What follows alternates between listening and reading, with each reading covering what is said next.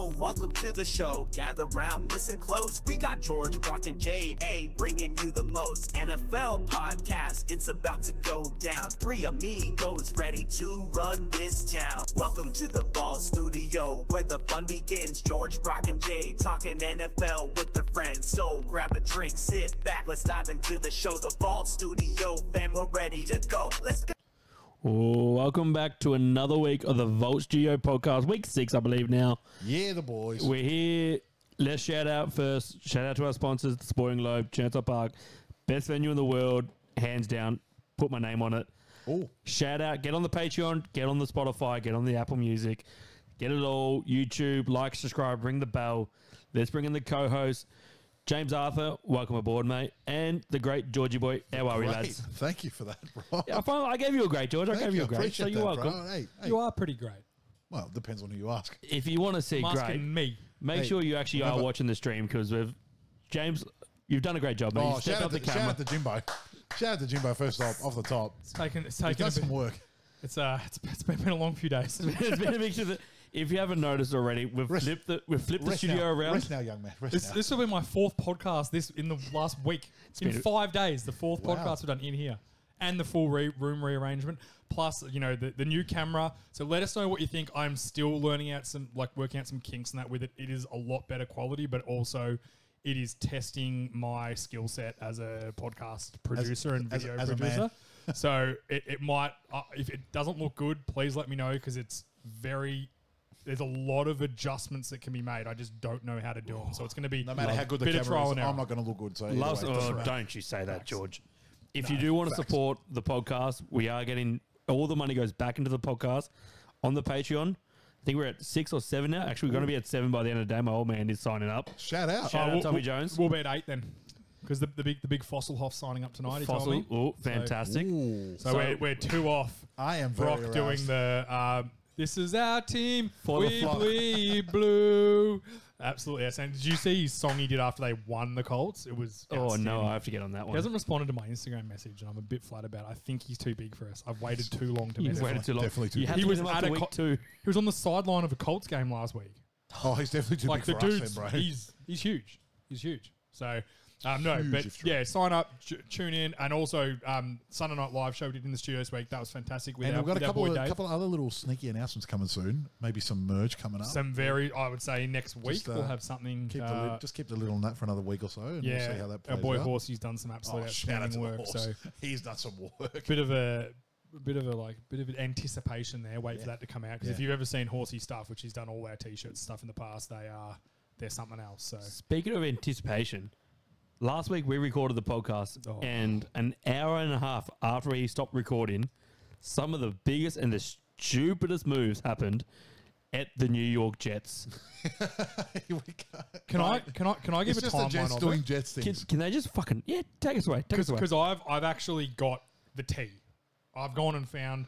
I've done some How piping hot is it? hard research, and I found out from all these beat reporters that are very in the know exactly what went down. Okay, so this is what went down according to them. Lay it Obviously, on I us, wasn't lay in it the on us, building. Jimbo. So they lose in London last week. The flight home, the coaches all get together, including Robert Saleh, including Nathaniel Hackett, and they make a decision that Nathaniel Hackett is going to step down from play calling but remain as the offensive coordinator. From all reports, Nathaniel Hackett, Aaron Rodgers, all the coaches were all absolutely on board with it. No issues whatsoever. Nate Hackett even said to Saleh, dude, just fire me. It's going to be easier. And he was like, no, I don't want to fire you. You're a good coach. It's just the play calling's bad, so we got to do something. So let's mix it up. Let's have you run the offense, but him do the play calling, work it all out. The guy that got doing the play calling was the guy who got fired from a team a couple of years ago because he had a DUI. Okay.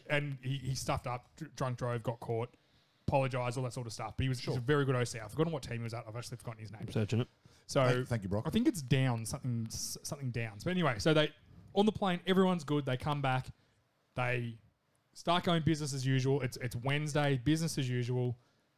Preparing for the There's a Monday night phone game. call with Woody Johnson to Nathaniel Hackett the Tuesday night. Todd Downing. Todd Downing, there we go. Shout out. So there's a conversation where Nathaniel Hackett basically says, "No, I'm all good. This is what's best for the team. It's okay. I'm going to run the offense. He's going to do the play calling. I'm still fully involved with it, coaching." conversation with Aaron Rodgers, from the owner to Aaron Rodgers, which apparently went very similar. Aaron Rodgers said, look, I'm all on board for anything to make us better. He's like, now that's the skeptical one. No one's I quite got sure. some thoughts on that. Keep talking. So this is apparently what happened. So then Wednesday, Robert Saleh gets called into a meeting with Woody Johnson and his brother, who is the owner. And it went for 10 minutes. There was no conversation about anything. It was, thank you for everything. We're going to release you. We're not happy with where we're at. We're going to fire you. And that's it. That's it. So, and Saleh was kind of like, what? Yeah. That was it. It was a shock to everyone. Everyone, including Aaron Rodgers, who said on Pat McAfee's show, he was like, I promise you, when it came to the team, we were all like, are you kidding me? This was not the plan we thought was going to happen. Now, in saying that, they lost today. I would argue that if Saleh was the coach today and they lost, they probably would have. But they were obviously planning on firing him at some point. They weren't happy. See, this is what I can't wear. Yeah. Like, understand everyone can be a part of it, and allegedly, Rodgers was part of. I was okay with Hackett stepping down. You cannot tell me on that phone call that Rodgers said he was just getting checked up on by the owner, which apparently is that's weird in my opinion. The owner was just checking to see how he was after a couple of big hits, that he wasn't a little bit spiteful that they were kicking his mate out of the play calling. Maybe. Like, it doesn't add up completely. We also don't know. Like, Boys.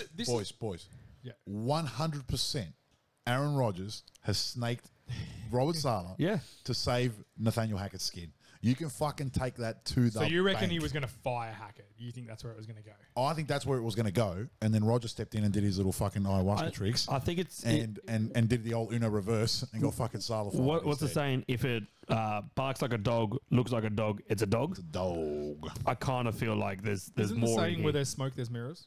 That's No. that's my saying. That's the saying I like.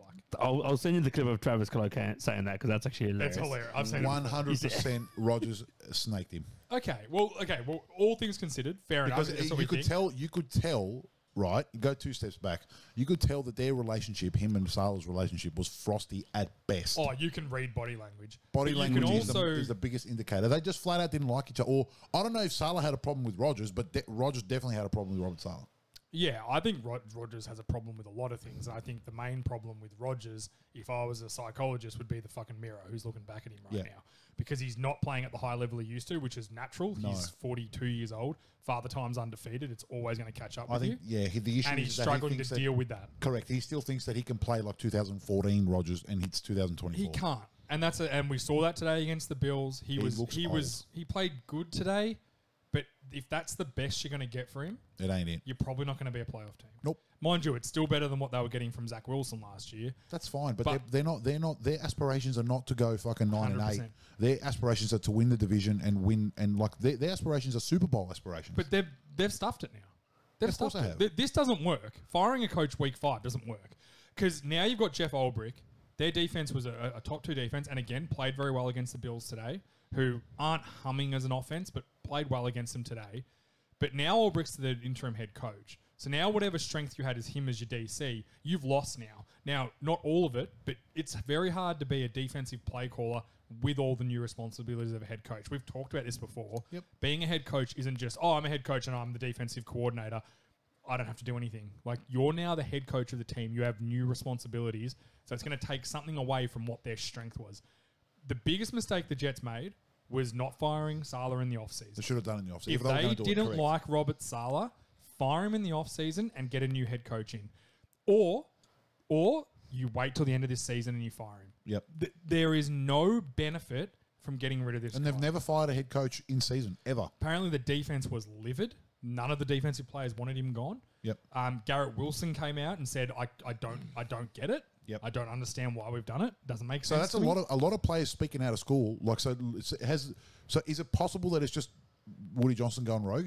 You got to remember, this is the Jets. They are, and excuse my French, a clusterfuck of an organization. very dysfunctional, And yeah. they have been for 30 years, maybe longer. Well, they had those couple of AFC Championship game With runs. Rex Ryan. And what ended up happening with Rex Ryan? Yeah, same thing. They got sick of him having the control and fired him. Yep. So the same situation sort of happened with Rex Ryan because the offense wasn't good. Because again, Mark Sanchez was a struggling quarterback. Not good, yeah. And then they fired the head coach, which I get if he was 20 and 36. as a head coach, Robert Saleh, so his record wasn't great. But my only comment, if you don't want Robert Saleh there, that's 100% your call as an organisation. Do it before the season or after the season. You cannot disrupt your team because now, and we discussed this last week, with all their chips in the middle of the table, they've now just lost a hand. Yep. And they've lost it from their own stupidity. It's definitely a case of they've made their own bed and now they've got to sleep in it. For sure. I have zero confidence in them now. Yep. Because I think what will happen is the offense will still struggle because from all as well as Rodgers played today, they still scored 20 points. I know they missed 2 field goals, but they still scored 20 points, which isn't enough to win an NFL game most weeks. Not enough to win a playoff game for sure. You're not going to win 10 to 12 games scoring 20 points. You're not beating the Chiefs. You're not beating the Chiefs scoring 20 points. And that's who you got to beat to make the Super Bowl. I don't pretty think much. you're not even beating the Bills in their division.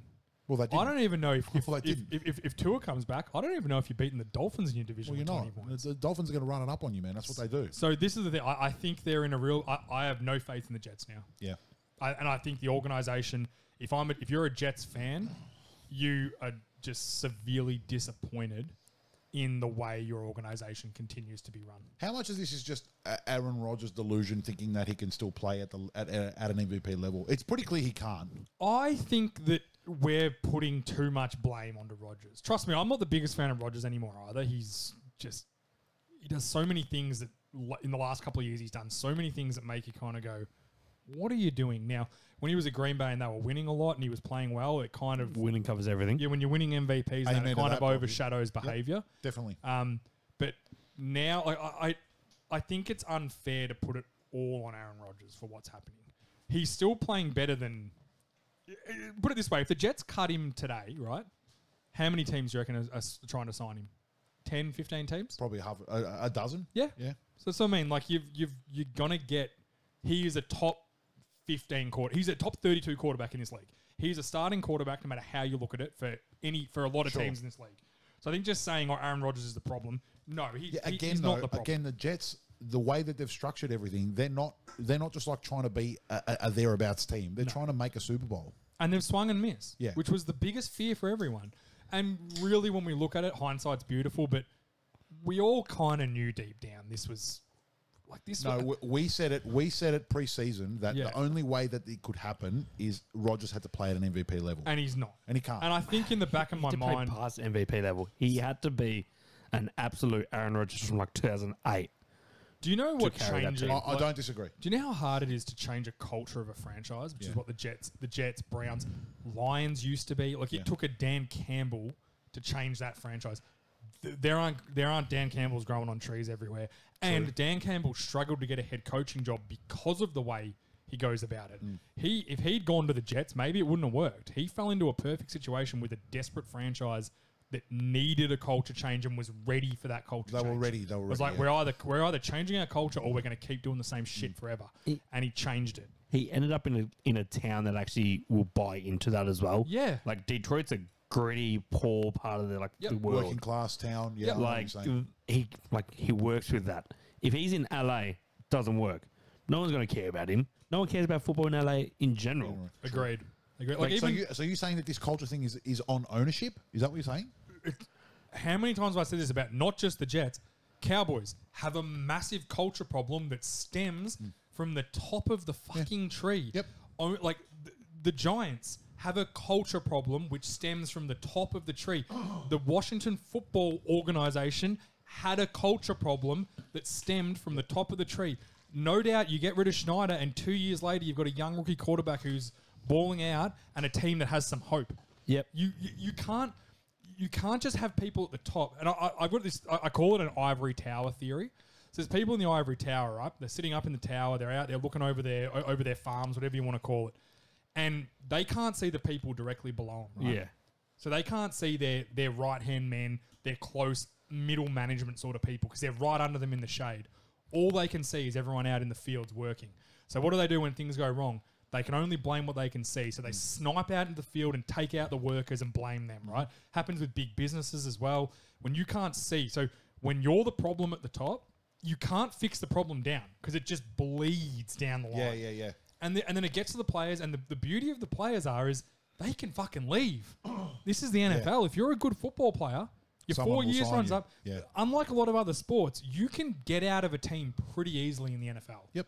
It is not after your rookie deal's up. It's pretty easy to get out of it because they literally, unless they want to franchise tag you and pay you a shit ton of money, and then maybe you stay and put up with it, and then they've only got you for a year. Yeah. So they're either hinging money into you, or you can leave, and that's what happens at the Jets. Good players just leave them all the time. Yep. Garrett Wilson will be the same. Yeah, for sure. I can't Quinton Williams stayed because they're on a great defense. He plays with his brother who's a middle linebacker. Yep. There's some core there, and the defense is apparently a very close knit group. But I don't know. I can't see this working. Like even down to the Mike Williams signing. Mike Williams is done. As much as I wish he wasn't, his injuries have caught up with him. Yeah. And he's done. As you said, Father Time's undefeated. He's a 500 yard a season sort of player now.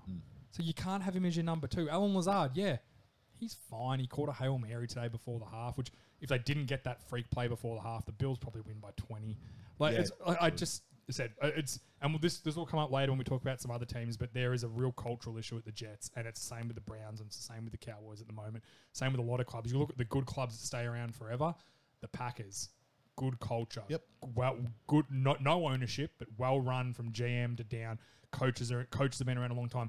Even Pittsburgh, give them their flowers. Yep. They're always there about because they're a well run organization. But they've had 3 coaches their whole franchise. Yeah, like the Ravens are a good example Yeah, too. that's right. 3, yeah. The Ravens had Ozzie Newsome as their GM for 20 years, 17 years, something like that. More, yeah. He's finished like 21. And then the GM that took over was his protege that he'd been growing, and then he handed it over and take over. Look at the Bears now all of a sudden. Ryan Poles, from all reports, is a really good general manager.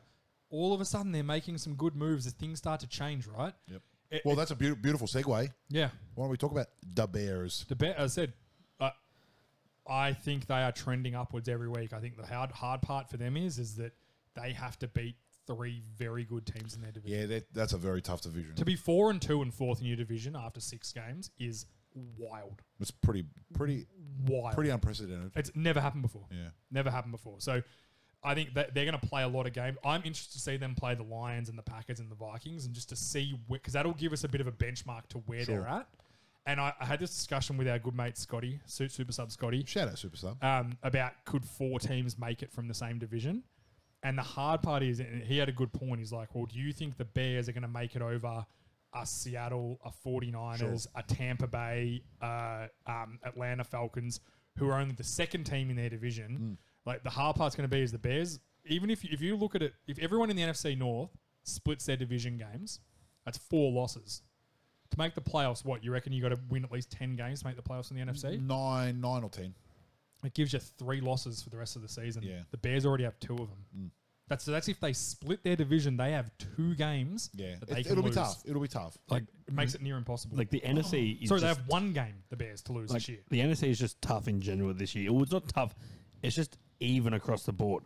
Like, you can be the 9 seed as Philly are, and they're 3-2. Yep. Like, Yeah, Philly will make the playoffs anyway. We'll get to them. I think the good thing about Chicago right now is shut down that to 4-2, and they're the 8th seed in the division right. Yeah. 8th It's seed in the wild. league right now. it's why. I think for if you're a Bears fan or you enjoy this. Caleb Williams is going to break every quarterback passing record. If he plays every game, touch wood, if he plays every game this year, which I think he will, the O-line's all of a sudden playing better. They're running the ball better. Dude, how well has the O-line been playing the last 3 And- weeks? They've and- been smashing it, So it man. takes some time. You've got a rookie right tackle and a second-year left tackle. They've got 2 new guards. It's going to take some time Yeah, to to mesh, get yeah. moving. We've seen it with the Ravens too. Like their O-line struggled the first couple of weeks. Oh, bang! They've all of a sudden worked it all out. It's like, okay, now we know how to play together. Yeah, It just Derrick Henry's takes some running for 200 time. yards. And yeah. As soon as Lamar understands how Derrick Henry actually moves and runs the football, they're scary. Well, they changed their handoff routine after their second week. Yeah. Yeah. Because they were like, it's not that. quick enough. Derrick Henry wanted it quicker, and he was like, oh, cool, I can change that. Yeah. Yeah. Like, that's what I mean. That's what good teams do. They find a way to progress. So if you're Chicago, you're in a tough division, and unfortunately, you're going to be in a tough division for a while because the Lions, I think the Lions are here to stay. I just can't see it going badly enough that Dan Campbell's not around. And I think if Dan Campbell's around, you've always got a chance with that sort of team. I think Green Bay, I love the way the Lions play Jordan when Love, they get to them too. LaFleur, those really young wide receivers that are all really good. They've got Jacobs there now. They're a good O-line. The defense is good. They just keep interchanging a few DBs here and there, but they've got a good core. Like they're pretty established teams. So for the Bears, they're trying to become established. But if you're a Bears fan, like I don't think it's too early to say. And I think you've hit on Caleb Williams. Now the rest starts because once you hit on your dude, it becomes a whole lot easier to team build around it. 100%. A whole lot easier because then you're in free agency going, well, we've got our franchise quarterback. We're in a window, and he's a rookie. So he's got 4 more years after this year if they want to do his 5th year option, which they will. Oh, surely. But they've got 4 years where they don't have to pay him $60 million a Big year. money, yeah. They can load up on 3-year deals in the offseason, get as many talented guys in the building as they can, and they've got a chance. The issue is it's the Bears, and their owners aren't flushed with cash. Right. There's got a lot of stadium issues at the moment. They're trying to move out of Soldier Field. Okay. So they've got like a lot of money tied up in other investments. Yeah. And the Bears' money comes from the team. So if the Bears are good, they got money because people are coming to watch the games. Yeah, But yeah. if not, if they start struggling, they lose that sort of viability in free agents. That's my concern with the Bears. Like if Keenan Allen can keep doing what he's doing and Doomsday comes on and actually steps up as a Keenan Allen. Yep. And you don't have to rely on like getting an old school. Which he can. He can. Oh, he definitely can. You just paid DJ Moore. DJ Moore's so good. And too. actually, he's so underrated. it's He's not such a No, good I player. don't think he's underrated at all. I think he's well rated. He's a fucking gun. Well, Yeah. it's not like they have Justin Fields and he's throwing a 2-yard pass and DJ Moore's taking it for 80 yards. Yeah. He's actually getting the ball downfield. Yeah. Like, that's going to save his body and actually get him through his contract in general. Yeah. Because he's not having to like run and break tackles And all let's day. be honest, like Chicago has not been a destination franchise for free agents in the past. But if you've got a young quarterback that's playing well like that, like how he is, maybe free agents will go, fuck, maybe I will go to fucking Chicago and play. I think this season we're seeing a changing of the guard. Yeah. And it happens every few years. You've got Jaden Daniels, Caleb Williams, Drake May started this week and looked better than anyone the Patriots have had for the last 3 about years. that too. I've got some thoughts on that. Let's go into him now. Let's go to Drake May now. Well, no, I just wanted to say one more thing about the Bears. Talk to me. Just that Caleb Williams is playing well, but just temper Calm down, yeah. expectations. Just let the kid play. Don't anoint him as anything yet. Just let him play. Because if you look at their record, they've beaten, like, as Brock said before we started the podcast, he said very correctly, they're beating the teams they should beat and they're losing to the teams they shouldn't, which is good. That's a good positive step. Banking wins early is always Just- positive. Just let the kid play. Yeah, I think so too. That's and it. I think he's going to have some ups and downs this year. He I will think have ups and he will. downs. Is he starting to grow on you? His zestiness starting to grow on you? Absolutely not, and it never will. No, it's not- I it's not like going him. on. He's There's something about the way he pl- carries himself. He's likable. Don't That- get me wrong. I don't dislike him, but he's what just was that game where he got absolutely slaughtered? Was it the against Texans game. Texans game. When Stroud broed him up after the game. When he got that I actually, before that I didn't respect him, but after that game, watching that game, I respected him because he got absolutely slaughtered from pillar to post, and he just kept getting up, wasn't whinging, wasn't carrying on, wasn't pointing fingers, just like, nah, I'm playing fucking football, and that's what never he did. once yelled at his O line. Didn't say and a he peep. had every right to. Because- Because he just kept getting on the sideline, all 5 of them together, going, "Hey, it's all good, boys. all good." He literally had voice clips of him being like, "I can take the hits, guys. Don't worry. Yeah. Hey, all you gotta do is get that one block, and I'm going to hit someone for a touchdown. It's all this, good." This kid's been hated his whole college career because he left Oklahoma Yeah. after his first Yeah, year. went to USC, yeah. Like he's dealt with it. He's a business-minded person Yeah. who just wants to play ball and take care of his brand. That's all he's doing. And A lot of the I shit- respect the hell out of it. A lot of the shit in the I respect how off tough he is. season. He's a tough kid, He's a and I tough respect kid. that. He's also a big motherfucker. He's a big dude. He's like 6'3", 200 something pounds. He's He's a big surprised. kid. When I see him, every time I see him, I'm like on the field, and you see him next to the O lineman, and you're like, he's a big, He's a big dude. What are his stats, please, Brocky? I think We he's looked up. we He's, looked- he's he's 6'4". Yeah, he's Is a big he? kid. Like No, he's I thought he was 6'1", 6'2". Was that Caleb? Was that Jaden Daniels was 6'4"? Or Maybe. we were doing him, but While Brocky looks that up, let's talk about the Pats. Let's talk about Drake May. well, I didn't think it was a good move going to Drake May. 'Cause Why? They can't protect him. I didn't see the benefit of playing him. He threw 3 passing touchdowns on the weekend. 6'1", 98 kgs. See, that's a big man. It's 100 kilos is a big man. That is. It's a big dude. I just thought Drake. I didn't see the need to do it, but he threw 3 passing touchdowns. They lost. Whatever. That's not the point of their season, right? Definitely now. not the point. The eye test. Almost immediately, I was like, "Oh yeah, okay, this Dude, dude can this play." kid a can bit. play. Yeah, I watched highlights. I didn't watch the game because, like, I'm not going to sit there and watch a Pats game. Like, Fair fuck the enough. Pats. I can't even remember A. who they played. And I Texans. watched the highlights. I'm like, Texans, this that's kid can play. Yeah. He can play football. This is what I want to talk to you about. Like, this idea of sitting rookies to me is so fucking. It's so dumb. Look, what are you doing? You've spent a first round pick on this kid. Play him. Let the kid play. See what you got. See what he's got. It depends on the franchise. Because you look at we look at past histories, right? The Jets should sit rookies forever because what they did to Darnold and Wilson. Now, Sure. Darnold's proving him wrong now. I don't know if Wilson will, but Pats are a bit more of a buttoned-up organisation. they are. than the They're a Jets, bit though. cleaner. Like they're a terrible O-line. So you know what they did with Drake May? They got him booting all the time. They move got the him pocket out in around, yeah. space. It's perfect. The message was very clear that when you're under pressure, either get down and take the sack or get rid of the ball. Get rid of the ball. So they got rid of the ball quickly. Texans got hold of him a bit later in the game, which was always going to happen because the Texans are they're a good team. They're a very buttoned up, polished team. Yep. And Will Anderson got going later, and Will Anderson ended with 3 sacks. But I think Dre May, he threw 3 passing touchdowns. The Patriots in the first 5 games threw 2. Yeah, he's thrown it. I think he did it in the first half, did he? Yeah, I think it was first half. Yeah, I think he threw 2 in the first half, which tied their year. Yeah. The reason I'm saying about Drake May is like you're the Pats. You're starting Jacoby Brissett. You know what you're getting with him. You know he's not going to do anything for you. He's been around the league forever. He's been on how many different teams? Like, you know what you got with him. At least with May, like, see what you've got. Yeah. And after that first game, you said it best. He passed the eye test. The kid can play. Now we can say, okay, we've got a guy. Let's build around him. Let's try and at least work out a package of offense that he can run, that we're comfortable with, that he's comfortable with where he's going to go out there and execute and not get killed. And the most untalented offense in the NFL. The Patriots are the most untalented offense in the NFL. So what he did with them already is like, okay, well, maybe. Now you can work with him in practice and go, all right, let's just get a package of 30 plays together that we know that you can run. Run them. All reports he was beating Bissett in all the reps he took all through practice and through training. It doesn't camp. fucking surprise me at all the way he played on the weekend, bro. Training, preseason, everything. Like, I'm okay with sitting quarterbacks. I don't see, especially when you're the Pats and you don't have great receivers, you don't have a great running back, you don't have a great O-line.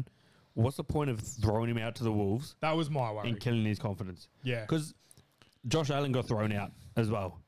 And he struggled his first 2 years. Like, Josh Allen's a different cat because he's big, he's strong, he's a farm boy.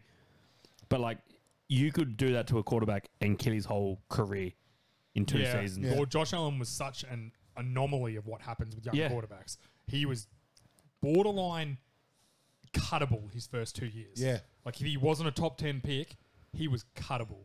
And then his third season was just like, whoa, this is like what? He's to this day one of the biggest turnarounds of a career after 2 seasons ever. Like, ever. It was shocking to everyone that he was that good.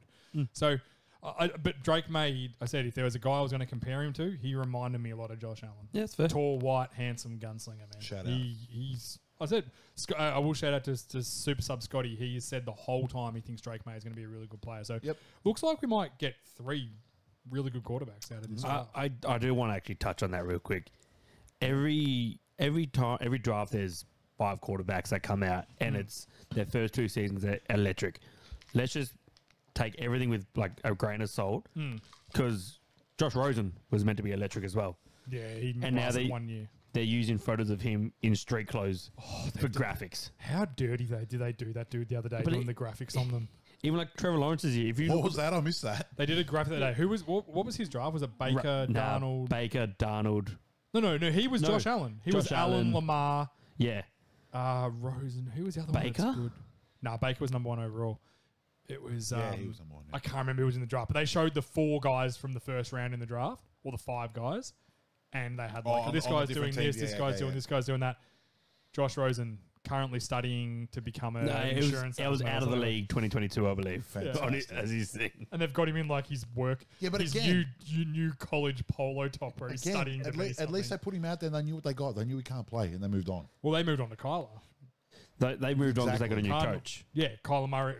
Cliff Kingsbury took over and was like 2018 draft. Speaking, Who was in it? Who was the quarterbacks? I know that it was definitely Josh Allen, because it was Josh Allen and Josh Rosen that were carrying on about. Baker was 1. Saquon was 2. Then it was Sam Darnold.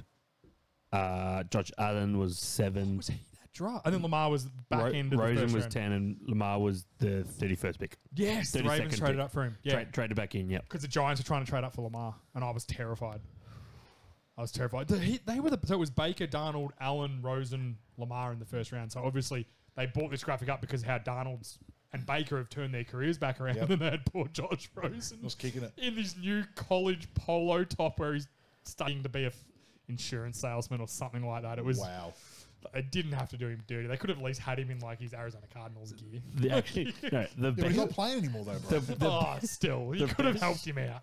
the best Josh Rosen quote was after he got drafted. I'm going to show the league why the 3 other quarterbacks that went before me were all bad picks. Bro, chill out, man. Just Like he got a bad situation, but what did he do? He got thrown to the Wolves. Yep. Looked shit. They got a new coach. New coach doesn't want someone that looks shit and can't change somebody. So they got rid of him. They got Cliff Kingsbury, got Carla. speaking of a young quarterback who's gotten thrown to the Wolves and he's absolutely lighting the league up, is my man, Jaden Daniels, who I'm anointing him. Your man, that's Billy's boy. Well, that's okay. He could be someone else's boy too. Whoa. I'm anointing him. Can't call him boy. Wow. I'm anointing him No, as you can. as You're going to Lamar. say nice boy first. So Wow. you're Good. rearing. He's a nice You're not going, hey boy. You're going, he's a Hey, nice he's boy. a nice boy. Good boy. So Hey, Australians don't use boy the way that Americans use Jaden boy, Daniels for the record. is Lamar 2.0. Lamar 2.0. I've said it. Yeah, I said it. Argue with me. You can't. No, I'm just You letting it can't. sink in. No, I saw it earlier and don't need it to sink in. No, I don't think it's an unfair. I don't Man. think it's a ridiculous claim. He plays so well on the weekend. I don't know if he's. This sounds outrageous, but I don't know if he's quite as athletic as Lamar. Like, I'm not saying he's a bad athlete. Don't get me No, wrong. he's an excellent athlete. But I think, And he's a really good ball carrier too. I think Lamar is 1-on-1. I don't think Jaden Daniels can run the designed quarterback runs that Lamar can run. Sure. I think he's He's very probably good better, when be better in the pocket though than Lamar. yeah, potentially. We'll see how he develops. He reminds me more of not Michael this season. Vick. Okay. He's more Michael Vick in my eyes, where if he I needs don't to think run, he's that athletic either. no, but if he needs to run, he can run. He's great on But he can a also broken sling it. play. He can make it Yeah, happen. Yeah, I think. Whereas Lamar, you can actually design an offense around him running. Lamar's the only quarterback in NFL history to have 2,000-yard seasons. He also passed rushing seasons. He also passed Cam Newton on the weekend for second all-time rushing yards, and he will most likely catch Michael Vick this year for overall. This year, you reckon? Yep, and then it's like 400 more yards. So he'll probably pass he'll him get this that this season. And in his, is his 7th season, Lamar? Yeah, 2018 draft. So yeah, do the math. So in his 7th season, he will be the leading rusher for a quarterback in the history of the NFL. That's crazy. And he's probably going to play 7 more, maybe more, the way quarterbacks play these days, how long they play for. So Yeah. I just think on the game with the Ravens-Washington game, I watched that game and it was the easiest 7-point win I've had to see a team have. Like, I feel like the Ravens almost played with their food a little bit. I don't know, you watched it too, Brock. Yeah. I never was sitting there going, Washington are going to win this game. It was always like, they're never going to catch. Like, Henry was just annihilating them on the ground. That's where I sit as a Ravens supporter and look at it and go, 2-3 years ago, we lose that close game. I think so too. We lose it. We just don't put them away. We don't have a running back that can just Polished. finish it. When you got Derrick Henry, like Brock Wellington sent me the photo of the way he runs with a smile on his face. He's just happy playing ball. Yeah. Like he's in an offense where he knows Perfect the situation for him. the safety and the linebacker can't commit to him. Yeah. Because you got to watch Lamar Jackson out the backside. Yeah. Like it's scary. Like At we just this finished point games now, so far. at this point now, it's very fair to say that Derrick Henry is breaking a lot of rules for running backs, modern running backs. In terms of how well he's playing, how late into his career. Yeah. Yeah. Because this is like, it was 3 years ago. It was like the wheels are going to, he had the most carries ever in a 3-year span. It's like the wheels are going to fall off. The wheels are going to fall off. The wheels are going to. They don't look like they're even like bumpy, those wheels. He just looks like, and maybe it's the way he obviously takes very good care of himself, which maybe means something. Not that those. What do you mean? Maybe. Of course it does. Yeah. But Not I think a lot of running backs take very good care of themselves. So I just think that there's these unicorns. He's also a fucking genetic freak, mate. Yeah, like Adrian Peterson was similar. He did die down, but it wasn't until he was like 35 that he actually started slowing down. So there are genetic freaks that it happens to, and I think he's one of them. I think the Ravens have got this year and next year with him playing at a really high level at minimum. Agreed. I'm done. I'm now in. Remember when Tom Brady hit that era where it was like every year everyone was like, "Oh, we're writing him off. He's going to fall back." Yeah. And I got to the point where I was like, you know what? I'm not writing Tom Brady off anymore. Yep. I'm going to back him in, and I'm going to be the one that when he fails and I've backed him in, I'll be like, cool, it's finally happened. I was and wrong. in fairness to him, he never actually died off. His last season at Tampa Bay, he was still pretty good. Yeah. He was not bad at all. They made the playoffs. They won a playoff game. Yeah, they made a playoff. No, I think they actually lost to the... I think they lost to the Cowboys, actually, in that playoff game. Either way, he made the playoffs that year. So he never really dropped off. He just kind of decided to finish his career. So I'm at that stage with Derrick Henry. I'm going to keep predicting that he's going to be one of the best running backs in football until he's not. And I'll be happy to be that. He's in a perfect situation there in Baltimore, and he's gone to a strong franchise with good culture, good team ethos, good offense, and like what Brock said is correct too. Like they got to make sure Lamar doesn't fucking take off with the ball. Like so, I just want to bring something up, and this is from the brother today. Last time Shout a out. team had an MVP and an OPOY was 99, which Kurt Warner, yeah. and Falk. Oh wow, yeah. It should have been Purdy and CMC last year, but anyway. I am joking. System quarterback. Yeah. I think this year it could be Derrick Henry, Lamar Jackson. They could do it. You'll have zero argument from me. Like it's the way I know everyone say right over T. The way Lamar Jackson's actually playing, he's playing better this year than he was last He year. is. 100%. He's so much better in the pocket this year. Like he's outstanding. yeah, his accuracies are crazy. He's so good. But he's always been accurate. Now he's actually understanding the offense. It's his second year in this offense. Yep. And he's making adjustments, and he's actually giving himself time and actually running the offense rather than getting to play. I got to run this. I'm running it into 4 defenders. Yep. Now it's, well, fuck that. Let's just throw the ball over the top Yep. to Mark Andrews or Isaiah Likely or Zay Flowers. Zay having That's what I was 130 going to say. yards. Do you think that maybe a lot of it comes down to that he's actually got a lot more talent now? Because I would say 3 years ago, his team wasn't that overly talented. It was Mark Andrews or bust. Like who was the Ravens wide receivers 3 seasons ago, off the top of your head? Fuck, 3 seasons ago. They're definitely loaded. They're definitely loaded on offense. You can't think of him. Nah. Was Rashad Bateman there yet? Maybe he was a rookie. 3 years ago, he would have been there, but he wouldn't have been the guy. We had Wallace. Hollywood Brown. Hollywood Brown would That's have what been. I'm saying. Like But he was very... you asked me 3 years ago who the Cowboys wide receivers were. It was Cooper, CD Lamb, Michael Gallup. Yeah. They had the tight end that's the Texans now. Schultz? Dalton Schultz. So like they were a really good offense because of that awesome team around them. They had Zeke in their prime. Yep. 3 years ago, the Ravens had the guys at the Chargers now, the running back who kept getting hurt all the time. J.K. Dobbins, Gus Edwards. Like Gus the Bus was fun, but was he a starting running back? No, he was a good rotational guy. Scored a few touchdowns for you down in the goal line, but Yeah. he wasn't an amazing talent. Now and then last year they had Odell Beckham, but I think they've really developed. Flowers has been a big key for them. Isaiah Likely has been a big key for them. Yeah, he's good. It's allowed. I know everyone's hating. The only reason people are hating on Mark Andrews is because they care about his fantasy production. Like the team's playing better with Mark Andrews in this role. So I didn't start him this week, and he fucking put up 21 points for me. he's still getting paid, and he's Gives going a shit about fantasy. That's man. what I They're mean, trying like, to win Super Bowl. Bro. I don't give a they're shit only about that. the two biggest hated on players in the NFL right now are Kyle Pitts and Mark Andrews because all these people drafted them in fantasy and they're not giving them what they need. Like, Here we go. spoiler alert, no one cares about fantasy. 2021 Ravens wide receivers: Sammy Wilkins, Hollywood Brown, Devin Duvernay, Rashad Bateman, and James Prochet and Miles Boykin. Yeah.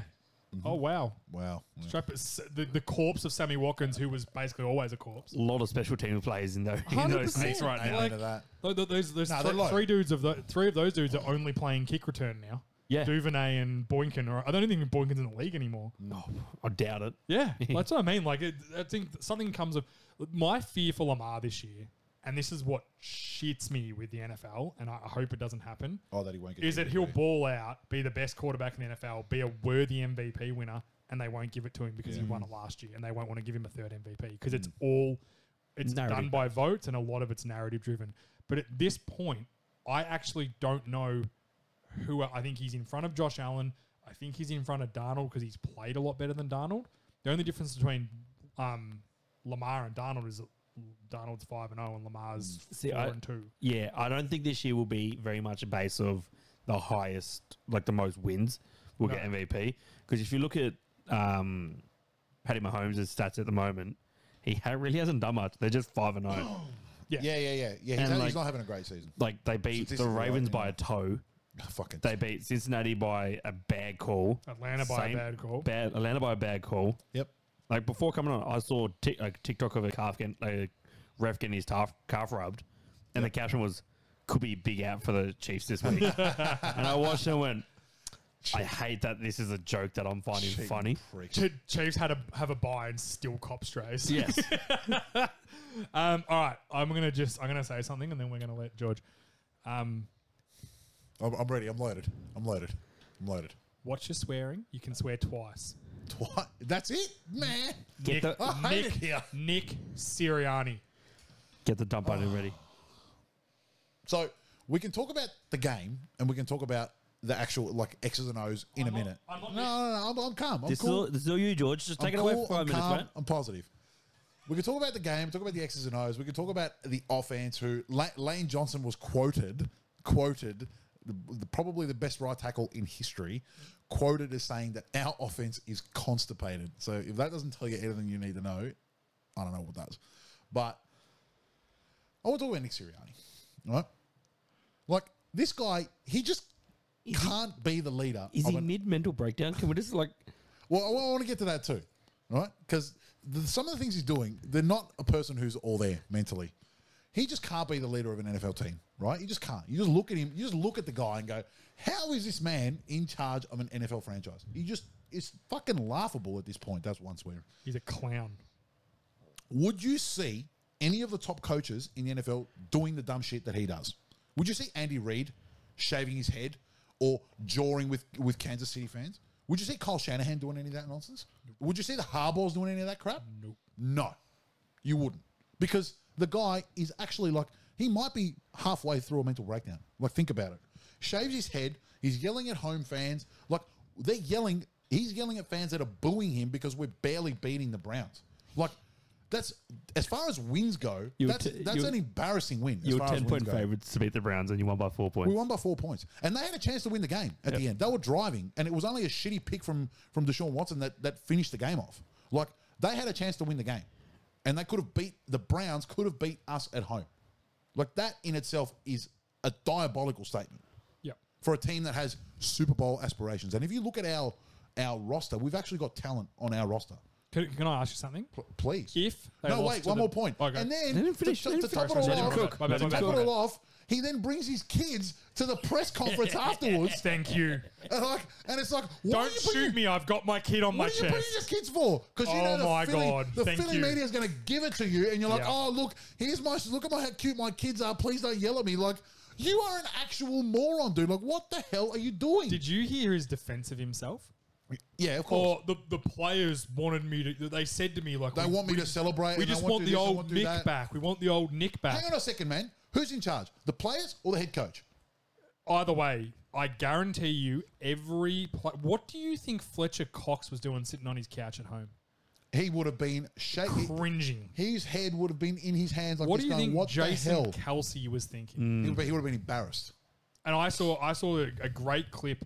Damien Woody, I don't know what show he's on. Damien Woody, 12-year NFL. He's very well known for the butt fumble in New York. But he was an outstanding offensive lineman for the Patriots, won 2 Super Bowls. He came out and was like, basically similar to what you just did. He's like, I want the floor. And he was like, this guy is a clown. He's a clown. You cannot have him run your organization.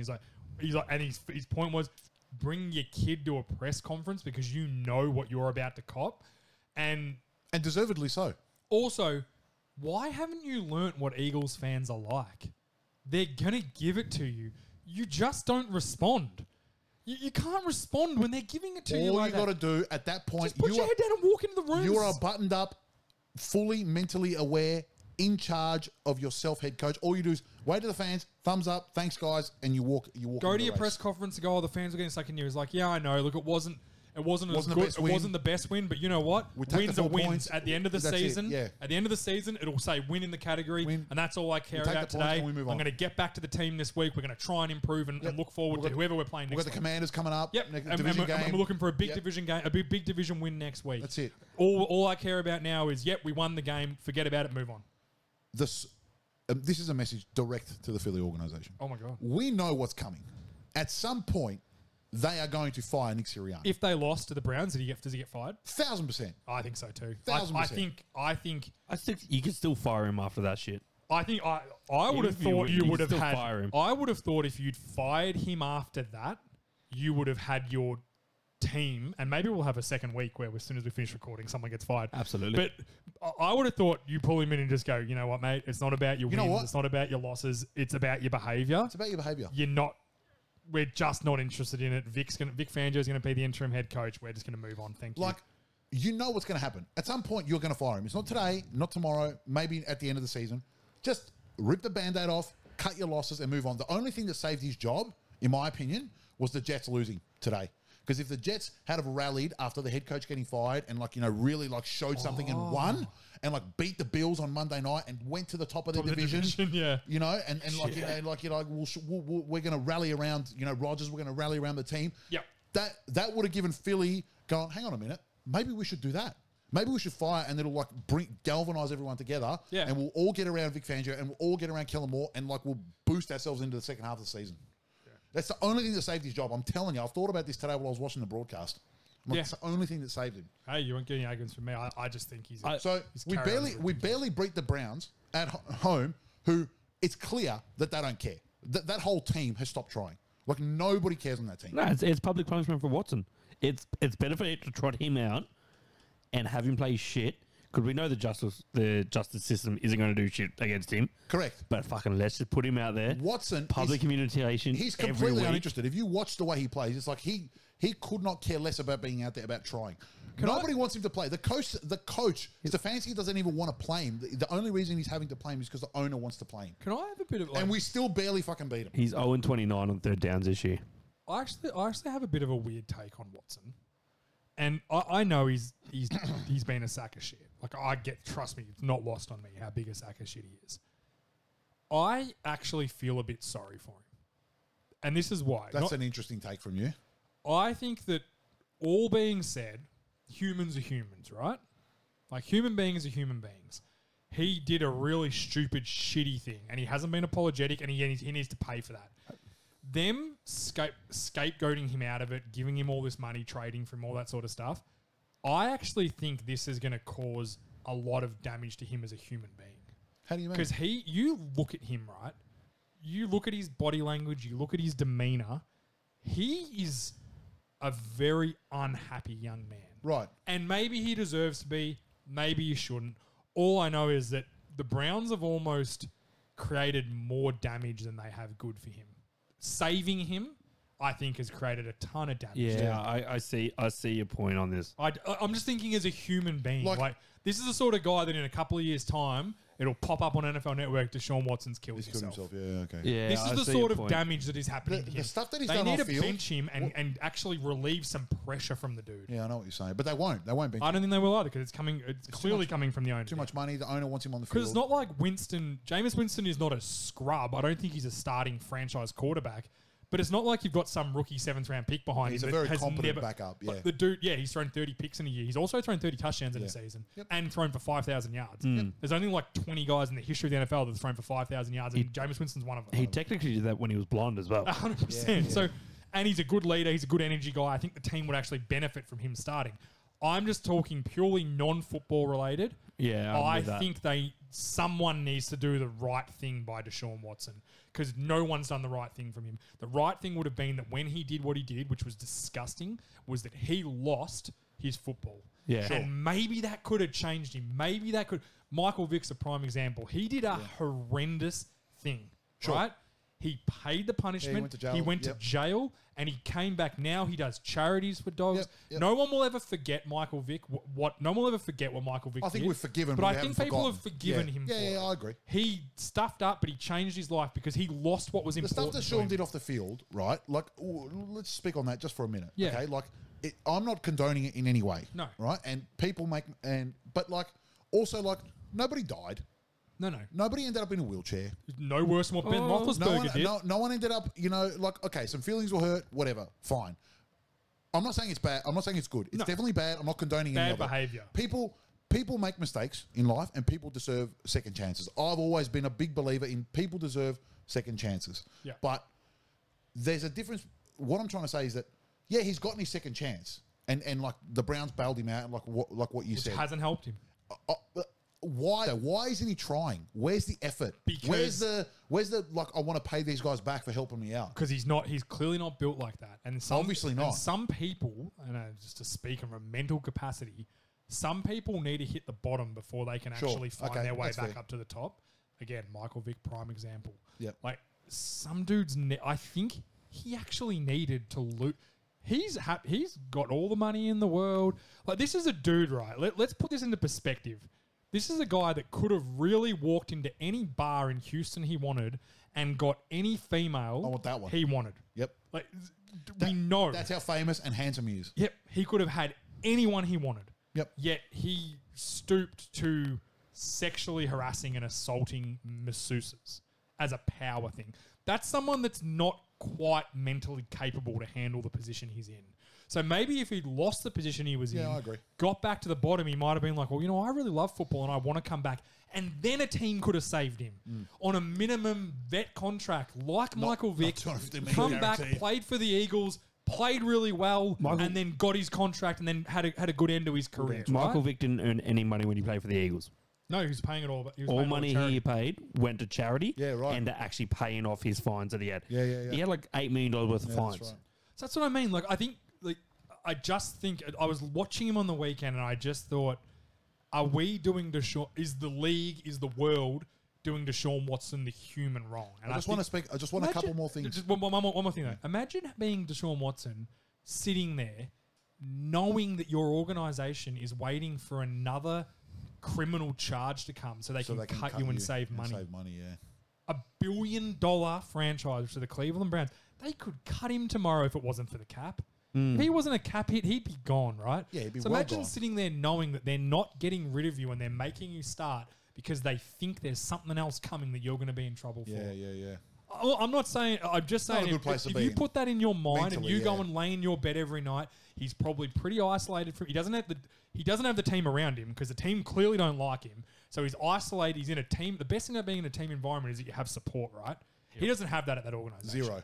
So imagine laying in his bed at night. I feel sorry for him in a way that I think he's probably doing it a lot more tough than what people think because the money isn't gonna get those thoughts away from him. Money doesn't make you happy. No, but you can buy jet skis. And if it was someone unhappy on a jet ski, you got to spend your money wisely. I've got 2 more points I want to make, and then I want to ask you a question. Okay, sir. Two things. The first, which I actually like, what on review of the game when I actually looked back at it because I was watching the game and I was like cursing at the fucking TV. Obviously. Yeah. You know the Browns didn't score an offensive touchdown and still nearly won the fucking game? I know. Outrageous. What the fuck? It's way too common this season as well. What the hell? Do you know there's been three teams that won games this year without scoring offensive touchdown? That's unreal, isn't it? Yeah. Special teams. Special players. Special players. The second thing... Speaking of... Just to speak on the offense, of Philly's offense and how dysfunctional we are. I found this stat today and my mind was blown. I actually went back and checked to make sure that it was correct. Yep. You know, we have scored in the first quarter of all of our games this season, we've scored 0 points total. I'm not surprised at all. 0 points total in the first quarters. I would argue you would have scored almost 0 points if Saquon Barkley and AJ Brown didn't bail Hurts out this week. Yeah. Because even the touchdown throw to AJ Brown late in the game ended up being the game winner. Game winning. It wasn't a good throw. No, it wasn't a good throw. That was throw. AJ Brown being and don't get me wrong, that's what you do with guys like AJ Brown. I get it. Throw it up. But if that was whoever they had running out there last week, if that was Jahan Dotson, that wasn't going to be a touchdown. No. So... And he almost threw a pick in the first quarter to trying to force AJ Brown anyway as well. So that leads me to my question. Is Hurts any good? Yes. Yes, he's good. Is he a franchise quarterback? Yes, I think he is. I think they need... I'm starting to question it, man. So, he's a franchise quarterback, but you got to build the right offense around him. Agreed. I said this in the preseason. I don't think Kellen Moore is that good an offensive quarterback. I know we've had the joke about I've got a dartboard with Kellen Moore's face on it. I saw him at the Cowboys. He relies a lot on players being really good players. Yeah. The best offensive coordinators take little and get a lot. Sure. So then when they have a lot, they get a fucking ton, right? That's the theory. He's Joe's more than X's and O's. That's my theory on him. I think that's a very, very good line. He's Jimmy's and Joe's, not X's and O's. That's the one. More. And he as soon as he lost some Jimmy's and Joe's at Dallas, he was terrible. Chargers, lost Herbert, I know they lost some guys. Awful. Like, worst offense in the league sort of shit. Look what Drake May at the Patriots this week was a productive offense with zero talent and one of the worst offensive line in football. And a rookie in his first start. Maybe the worst offensive line in like the last 15 years. That's how bad the Patriots are, to put it into perspective. And they still were able to produce So what's the solution? I don't, again... We just brought in a new OC. What, bring him in again? It starts from the top. It's a top thing. You've got to get rid of Sirianni. Sirianni's got to go. He's got to go. I think you start there, and then I'll answer some more questions down the track. And then see where the chips fall. This is a very Philly thing, though. Like, and I don't mean this as like a bit of Cowboys fan, but like we had the dream team Philly where, we've got all the good players, we're a dream team, blah, blah. Fell on their face. Like they signed Nassi Asamoah, who was one of the best corners in football, came into their scheme and was just terrible. He was out of the league like 18 months later. Because he couldn't play in another scheme. Yeah. He went from the highest paid defensive player ever to out of the league within 2 years. Yeah. So there is this thing to Philly, like they won a Super Bowl because by all things, Nick Foles started for them after Wentz injury and just went on a run. Yep. Like they're historically not a well buttoned up franchise. They're very ebb and flow. So I don't disagree with that. So I think Sirianni's got to go, and they need to get like a strong, because they're a good organization, they're a good ownership, they're not meddling. Howie's a really good GM. He puts good players on the park. Yeah, Lurie's a good owner. He doesn't like meddling. He lets people do their job. 100%. He's not like Jerry where he wants to be his fingers in every pie. Exactly. Yeah. So I think there's some. I think, ask me from like at the moment the problem at Philly, it's Nick Sirianni. 1,000%. Because that attitude stems down. 1,000%. I think it's a case of everyone knew what Nick Sirianni was, and it's like when your mate starts dating a new girl, and you look her in the eyes, and you can see she's got crazy eyes. Crazy eyes. You know, oh fuck, mate, she might be a little bit crazy. Just watch out, and like all the Philly fans, they start winning games, and she's fine. She's a good chick. She's hot. Just see her in those fucking skinny jeans. You just don't know her. She's a lot better like when you get to know her and stuff like that. And she's not like that when it's just me and her. Yeah, you start to get to know her, and she's a bit fucking crazy. Yep. She starts like somehow your car gets keyed, and you just don't know how it happened. Shout out to Billy.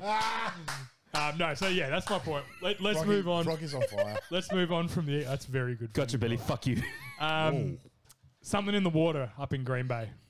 Man, them boys playing football, man. We said this 2 weeks ago that they were like. That when they play well for a half and kick the crap out of a team, what's going to happen when they start playing well for a full game? This is what happens. We've seen that. They're just a very good football Arizona team. been rolling too. Arizona been looking good. Again, good culture team. Romeo Dobbs, the week before or 2 weeks before, made some really shitty comments about the team. So they suspended him for a week as an organisation. Yep. So what does he come out this week? 80 yards and a touchdown. Yep. Balled his ass off. Blocked hard. Did everything they wanted. That is an organisation that goes, hey, kid... You're in your second year. You're a really talented young guy. But you're a part of a team, and a team doesn't behave like that. If you had concerns, come and see me as your coach, and we can talk about it as men and discuss it within the building. Don't take it outside the building. You're suspended for a week. Learn from it. That is a buttoned-up organisation. Caught 2 touchdowns and just dominated, bro. That's what I mean. That's the difference in organisations. That's an organisation that knows what they're about. How good's Jordan Love, though? Yeah, he's... Very much. I was skeptical in the first, in the pre about him.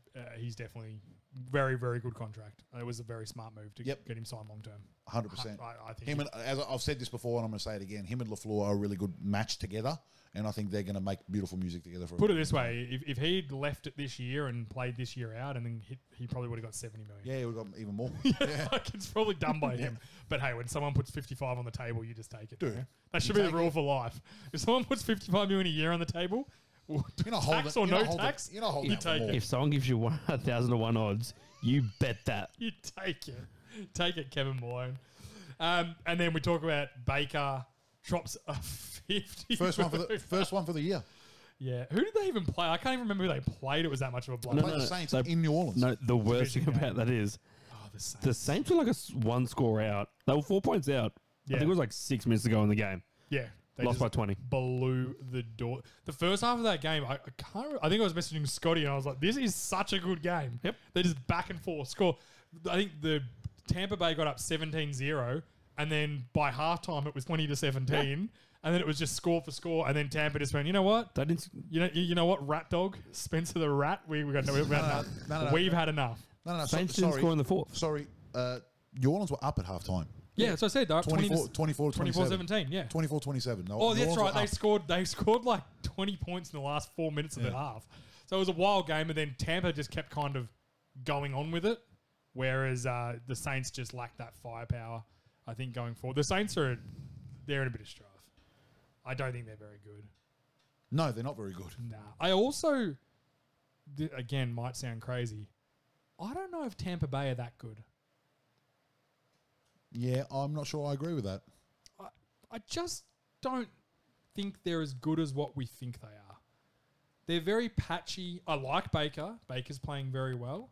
But I are we talking about them as a Super Bowl contender? That could easily... No, they're not going to be a Super Bowl contender, but... Okay, so I think they're... They could easily win a play. They're going to win a division, probably, and they're probably going to win a playoff game. Do you think they're better than Atlanta? They're going to be duking it out. They're going to be duking it out for the division, for sure. You look at the teams they've beaten, right? They beat the Commanders in week 1 by 3 scores. They beat Lions in Detroit. They had a bad loss to the Broncos. That was weird. They pantsed the Eagles. We didn't look anywhere near it in that game. Had an overtime loss to the Falcons, which was the Thursday night game of the year. Yep. And then they drop a 50-burger on the Saints in New Orleans on the road in division. Like, dude, that's a good record so far. And Baker has been balling out that time. He hasn't been like nickel and dime in it. He's been playing really well. He's fully, properly resurrected his career there. Yeah, they got a tough run. All right, they got a tough run. The only thing that's sort So of... they play the Ravens next in Tampa. That'll be a good game. That'll be a great game. The thing that sort of helps Atlanta so far as well, they're 3-0 in their division games. Atlanta are. Atlanta 3-0 in their division games. Yeah. Like that's a massive... Like, so they're the same record. They just got the division, like, tiebreaker games is all they got. Yeah, going that's for why them. they're on top, yeah. But, like, I like Tampa, but it's going to be Atlanta's division. And I said Atlanta weren't going to make playoffs. The way Kirk Cousins come out and sort of not re-erected his career, but actually showed what he can do. Like, he's a good quarterback. He's actually a passing quarterback. So when you do your Achilles, you can still throw the ball. Yeah. You can still throw the ball. I agree. You can't be mobile. You can't be Aaron Rodgers having to move out. I'm going to say something about further to what Brock just said. You can just say it. You don't have to tell us you're going to say it. You're gonna, No, I'm you saying know it's what? further to what he said. Okay, my bad. Just say I agree with you, which I do. He's got those Nick I do agree Sirianni with eyes. you. Because there's Nick Sirianni Because eyes. And he shaved his head this He week. shaved his head. I shave my Jesus. head every 3 days. Jesus. Go. Only thing you shave? Is there if he's got time, and he's got a clean pocket, I don't think there's many better quarterbacks with a clean pocket. Is he as a seven? Like, I'm talking like a 7-on-7 type quarterback. Yeah. He's right up there as one of the best. In terms of accuracy. Yeah, that's what I mean. Yeah, he's a very accurate quarterback. But you give him a clean pocket, he's going to make it happen for you. Quarterbacks as what you said, Brock. Quarterbacks like Cousins are kind of timeless because they've never relied on their athletic The athletic ability, yeah. So I think the biggest surprise for Atlanta this year, for me, has been Drake London. I think, he showed up. He was good his first couple of years with bad quarterbacks. I don't think I would have predicted him being this good. See, why not though? Because he runs a really nice route. He's had 300-yard games. He runs a nice route, and he's got a quarterback who's accurate who can get him the I ball. agree. It makes sense. Maybe I should have picked up on it, but I just didn't think he was. I always thought he was kind of a 1A. Like, he couldn't be your franchise number one elite level. But he's not. receiver. But he's not like a burner. He's No. gonna beat you I'm with just his saying. route I running. didn't. Neither's Mike Evans. He's not a burner, but he true. reminds me a lot of Mike Evans. Yeah. He's tall, he's lanky, he's got great hands. Yeah, I just didn't think he. I always thought he would need to have another really good receiver next to him. Maybe that's what Mooney's been this year. Maybe that's what's helped him. Sure. And again, I think Kyle Pitts has been really good. I know fantasy people are upset because he doesn't get 100 yards and 3 touchdowns a game. Who cares about fantasy? But- Only nerds care about fantasy. 100%, but he is. Yeah, I said it. He is a really good player in a really good system. And then finally, Bijan got going this week for Atlanta, which was good. That was good. I think they've got more to give. Atlanta are trending the right direction. 100%. They got a nice schedule home too. They don't have many hard games. Atlanta. Yeah, Atlanta's next. Let's go to the next 5 games. They've got Seahawks. They got to play the Bucks. They play Cowboys. They play the Saints, and they play the Broncos. Throw it at 6. They play the Chargers. Yeah. So I think All winnable games. I think Seahawks are I think I was right. They were the worst 3-0 team ever. Mm.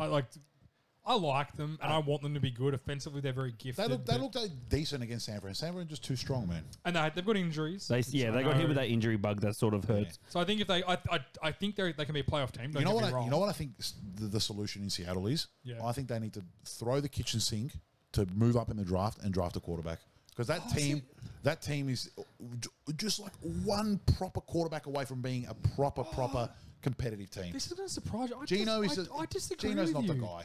I think Gino has played. He's a capable stopgap starter. That's what he is. He's not a franchise quarterback. I think he's more than that now.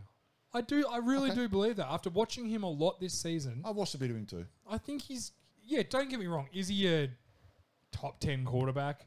No, but I guess again we'll play the game. If he got cut today, how many teams are signing him? Yeah, probably 10 to 12. Yeah. Yeah, but That's it'd be what the I mean. bottom 10 to 12 teams, though. That's my point. Every team that needs a quarterback, but if you need a quarterback and he became Like the available, Titans would sign him. you'd be kicking Miami the would door sign down him. to get him. You'd be doing everything to get him if he became available. I think for the some issue teams. with the Seahawks is like it's not their quarterback's their issue. They don't have a running game. They can't move the ball, so they either got to fix their O-line or get a running back that is dynamic enough to not need an O-line. Well, they're injured. They'll get their right tackle back, Lucas, who's really good. He's a really good tackle. Their left tackle, whose name I'm forgetting, but he's Charles Cross. He's really good. He gave Nick Bosa just a ton of trouble. Business. He gave him a ton of, to the point where Nick Bosa, they moved him to play against the third string right tackle, which again, smart defense, but Charlie Cross. Yeah, Charles Cross. Yeah, he's really good. So I think that'll be okay. Just you mentioned the Titans. Brocky, this is yours. Will Levis is. No, I fucking love Levis. He's the meme we didn't know we needed. I love him. He's an awful quarterback, but shit, we didn't know what he was going to bring to us. He's so fun, though, isn't he? The fact they started fining people for doing gun symbols, and he goes, you know what, stuff it. I'm going to be Spider-Man and just start shooting webs out of my hands after a touchdown. It looked similar to a video I saw once with him shooting. I think he's Spider-Man in that. I think he's definitely Spider-Man in There was that. something coming out of his hands. No, but also, did you also see what he did? He stumbled and rolled for a first down. And broke the guy's leg. broke the ball boy's leg, gets up, walks back on the field, and points the first down as the trainers are rushing to this ball boy's leg. This kid's broken This- leg. Snapped his leg. He probably has special needs. Shout out, Scotty. I think he was making him at night. Yeah. He's making him a night. He snapped him. Just good on him. I just love how he just goes about it. He's not a good quarterback. He reminds me a lot of Tim Tebow, where he's just so flashy in college. Nah, Tim Gets in the league. Tim Tebow's better. No, he wasn't. Over Levis. Will Levis is a better NFL quarterback than Tim Tebow. Tim Tebow was the most functionally uncoordinated quarterback I've ever seen. That he was good at college because he was so athletic and big and strong. Hey, But no. But you know what he did? The team around He him. won a playoff game, man. He did. I'll never That's a forget lot it. more than most That quarterbacks slant can say. against Pittsburgh to DT Demaryius Thomas, rest in peace. Shout out. Yep. No, like in Florida, he had a lot of good ballers around him. Aaron Hernandez. Yeah, no had doubt. like great No talent doubt. around him. Had some smooth criminals around. Speaking of Aaron Hernandez, how good's his new bio topic on? It's so shit, but I can't stop watching it. It's the worst piece of shit I've ever seen in my life, and I want you guys to fuck off home so I can keep watching it. I won't be watching a I'm single losing minute of it. sleep watching it. That's how good it was. I can't bad. waste any mental bandwidth on that. I went to sorry. the gym yesterday, put on the recovery boots, and watched it there. It's awful. It's awful. Well played. Go watch it. I just wanted to quickly give a shout out. I'm glad you put this in the rundown, Georgie boy. Give a shout out to Justin Herbert. Yeah, you dog. That dude playing on one leg, Literally one on leg. one leg against they beat Denver, didn't they? Yeah. I got it right. Yes. Beat Denver in Denver. Road game, division road game in Denver, which is a notoriously very hard place to play Yeah, because mile high. Yeah, it's a mile high. Look it up if you don't know. But yeah, I just think the way he went about it. I don't think the Chargers are a dead set playoff team this year. I think they can sneak their way in with a late seed, like a 7 seed, yeah, or something, potentially. Yeah. But I think what they're building there is really unbelievable. Also, shout out to Harbrow. Yeah, what happened there? What happened something, he had like a flutter in his heart. Yeah, I or actually something. don't know. Like I saw John was actually getting he was doing his press conference, And they called him out, and they which called him out. unbelievable. Again, a good organisation like the Ravens. What do? They hear as their game's finished, they hear something's happened with his brother, so they roll in and go, "You come You out. gotta come out Gotta now." come out now." And he was like, "Something's going on with John. You need to come." And he's like, "All right, done." And it's like that is buttoned up organisation. I mentioned the hardballs before, didn't I? They could have let him go in there for another 15 minutes. Then when he came out and said, "Hey mate, just something's happened," but they were like, "No, this is more important. Get him out." You know Because it what's could not a have good been something bad. You know it's not a good organisation right now? James. Oh, The Dallas Cowboys. On Jerry Jones's birthday. 82nd birthday. I hope he doesn't have an 83rd. He hasn't looked that unimpressed since they let black people into his high school. He did throw rocks at him. Have you never seen that clip? I've heard of it, yeah. No, he didn't throw rocks. He was just standing behind people. He was standing. He was standing with people that were throwing rocks. James, I'm going to ask you one question, and then I want you to just speak. You'll be surprised. I don't actually have that much to say on this, but ask me.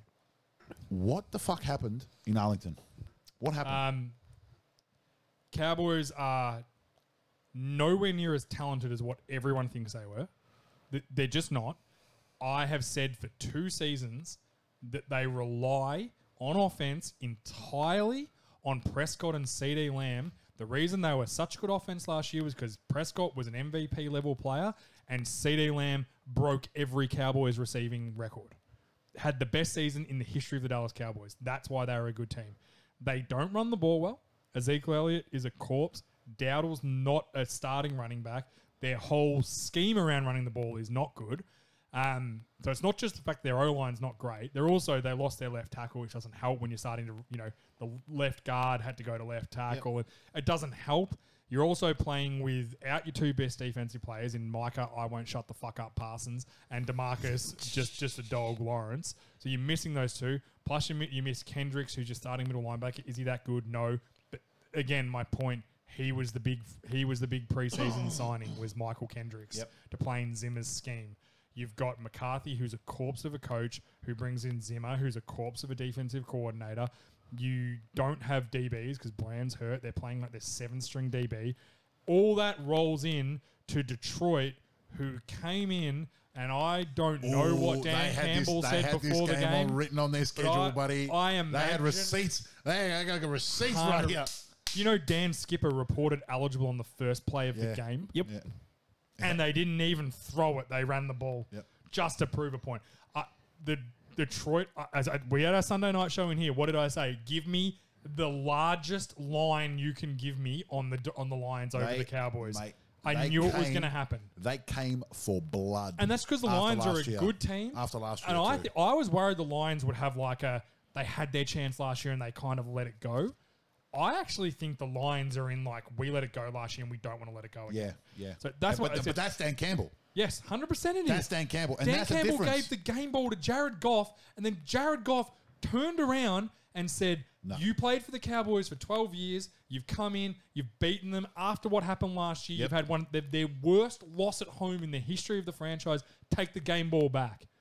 Dan Campbell starts crying. Yep. How do you not love that? I just don't get... I literally wasn't even mad they did it to us. I was just sitting there like, how do you not like Detroit and Dan Campbell? You can't. Jameson Williams is flying. The only down part of that game was that Aiden Hutchinson snapped his leg in half. God. And I just want to put this into perspective of what losing Aiden Hutchinson is this season. He is the best defensive player in football this season. He's Up at this point, he has been the best defensive player in football. He was running away with Defensive Player of the Year. Pressures, sprinting sacks, away with it. Everything. So to lose him is a massive loss. And in any other team, I'd be like, oh, that's so bad. But do you know what, Dan Campbell will somehow spin this into helping his team win. Yeah. I guarantee you. He'll rally Aiden the Hutchinson, defense as soon around as he's good, will be on the sideline with him, helping him out. Moon boot and all. Yeah. And I said just to button up on the Cowboys because I'm not going to keep saying this every week because they're going to lose. They're going to lose the next 6 or 7 games. I'm telling you, they are. Wow. They are not a good team, and they are playing really good teams over the next month and a half. Lucky they've got a bye this week, but I'm not going to keep doing this every week. Jerry Jones, the organization will not change until Jerry Jones is gone. The culture is disgusting. Mike McCarthy, they should fire him. What's the point of firing him? So you can put another corpse of Zimmer as your interim head coach? Yeah. And then Jerry Jones might just be fucking dumb enough that he'll win a few games and he'll go, Zimmer can be the head coach now. Yeah. That's how dumb he is. They need to get him out of he making wanted decisions. to bring in Belichick at the end of, in the offseason. Belichick will kill him. Yeah, they wouldn't get along. I don't think I think if Belichick was to do it, because there's no way McCarthy will not be coaching the Cowboys next season. But I don't think they should fire him. He'll be lucky to finish the season. There is no point firing him during the season because there's just 0 point in doing it. Unless you think it can help your team, which I don't know how. Yeah, but anyway, I don't think there's any point in firing him. But if Belichick was to come and coach next year at the Cowboys, that would be a culture change. But I also think that Belichick, like when he was hired by the Jets, will last 3 days and then be like, peace out, I'm out. Yeah. I quit. You guys You are can shit. see, like, I don't want to be here. This ain't for me. Yeah. I want to do this and this. You're already telling me no. Jerry Jones would have to be like, I'm done. Stephen Jones, you're now the general manager of the Cowboys. I'm not involved in any day-to-day decisions anymore. Bill Belichick's the coach. Have fun. You guys work it out. Here's all the money, Bill. Here's all the money you but want. See you later. hang on a minute. What's the likelihood of that happening? Fucking zero. What's the in Jerry Jones' eyes? What's the point of having fuck you money and owning the team If you can't if play you with it. can't call the? If Jerry Jones could, he would call the offense. Like he seriously would. That's actually funny because it's true. In bro. terms of like Jerry Jones, right, and the Cowboys organization, they do a great job of drafting. They draft great players. They put good teams on the park. I don't think they did enough this season. But in fairness, it's not a terrible team. There's a lot of talent on that team, right? They're definitely playing below what they should be. I agree. So the Cowboys, and that's been the Cowboys' history, right? All the talent, no delivery, except when they had Jimmy Johnson. Because Jimmy Johnson went, shut the fuck up, Jerry. I'm going to win your Super Bowl. Shut up. Yep. And Jerry couldn't, after winning 2 Super Bowls, couldn't handle it, that he didn't have control.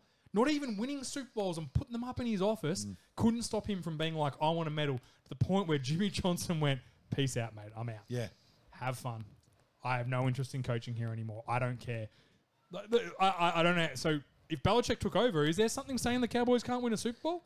Because they kind of do everything else pretty well. They're just lacking that headstrong coach that'll take control. But I don't think Jerry will allow it. I got a question for you, James. Yep.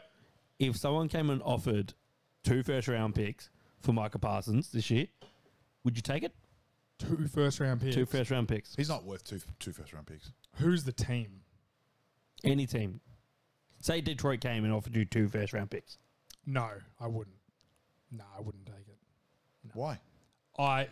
As much as I can't stand Micah Parsons as a person at the moment, Did you see him the following day talking on his podcast about other teams? Like, dude, you guys just got the score run up on you. You got beat the shit out of at home, and you're on your podcast talking about other teams. Shut the hell up, boy. Unfortunately, he is an extremely good footballer. He's an extremely good footballer. Absolutely. So you have to pay them. If Okay, you pay, well, if you what's the pay him, theory? you lose your depth even more than what you already have because I'm you're sorry, paying dude. too many I people. disagree. Like, his play this season has been nothing spectacular. Well, he's only played 2 games. He's been fine. I don't think his play is the problem. It's he doesn't shut the fuck up is his problem. Yeah, but that's a package, though, bro. Yeah, no, I agree. I'm just saying if someone offered to... I don't think I'd want to let a guy like that... Guys like that, you rarely let leave your franchise. That's my only opinion. Now, if they're not thinking of re-signing him or he doesn't want to re-sign, then yeah, that changes the story. But from all reports, he likes being a Cowboy. I don't know how they stop him doing what he's doing. He likes being a Cowboy because he can do what he does. Well, if you went to Detroit, how long would he last in Detroit? You reckon Dan Campbell's going to let him doing his That's what I podcast, mean. all this other bullshit? If Like, he dude, you want to play? You better shut your mouth and play. if he goes to a good organization that shuts their players up and actually just goes shut up and dribble, play ball, I don't think he will last. He's becoming the Patrick Beverley of the NFL. Yeah. And he's just, unfortunately, a bit more talented. He's than just Patrick better. Beverley. That's why like they're giving him all this rope because he's good. If he wasn't good, he'd be out of the league by now, bro. I think Talking you all this bring in... mess. I think the first move is to bring in a headstrong coach, which Jerry won't do. If you brought in Bill Belichick, what do you reckon he'd do with Micah Parsons?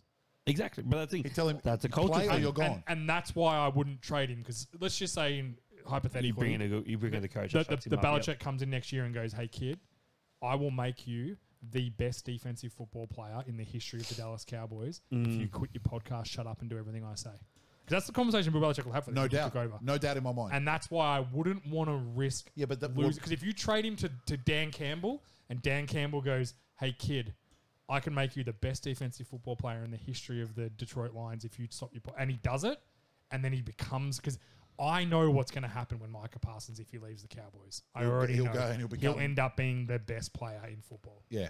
That's how talented I think he is. Yeah, but So I think the problem isn't Micah Parsons. The problem is Jerry McCarthy. yeah, but that's what Brock said. allowing- That's why he stays Yeah, because so- he can do all. He can So do that's all what I'm his saying. bullshit and gets away with it. saying no, I wouldn't trade him. I would change. You change I culture. would change the culture before I would trade him. If you bought him Bill Belichick and he said this and then Parsons went, no, I'm doing my podcast, then I'd be like, See, hey, bro. I'll take 1 first-round pick. Oh, you know what?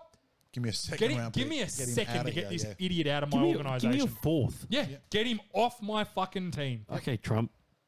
Get them off the field. Get them off hang on a my But you're right, but what's easier to change? The culture of a team or to get rid of one player? Or But to does get getting one rid of player? one player change the culture of the team? No, it doesn't. But So that's that's what I'm my saying. point. The problem at the Cowboys is the culture. Yeah. But it So ain't gonna getting rid of change. Parsons doesn't change anything. You'll just draft another guy. Yeah, you get 2 first-round picks. Maybe you take another hotshot D end in the first round. He comes in and starts doing the same Yeah. shit. At least with Philly, it's different. Whereas, like, you know, the head office guys, the top office guys, have actually got their heads on straight. Yeah, I know. So I they know it's agree just the with you. coach. So if we just get rid of that one guy, it will change everything. So that's what I'm saying. That's problem why. with the Cowboys is the fucking owner. That's why. Yeah, that's why I wouldn't trade him because I don't think if you trade him and then whatever you get with that first-round pick, he's just going to come in and do the So same shit. who's man enough to tell Jerry he's got to let go? Nobody. No, he needs. This is a horrible thing to say, to and push him down the stairs. I apologize in advance. He needs to. The bite only the thing farm. that will change the Cowboys' culture is when Jerry Jones, Yeah. when he dies, or he becomes to the point where he can't run the team anymore. like mentally. It's the only thing that's going to change it. And he's 82, so shit. Hopefully, So, hopefully no less than 8 years. And an hour after we finish this podcast, we're gonna get the news He's update. gonna kick the bucket. Or it's either that or Sirianni's Sirianni fired. Fuck, I'm hoping Sirianni's fired.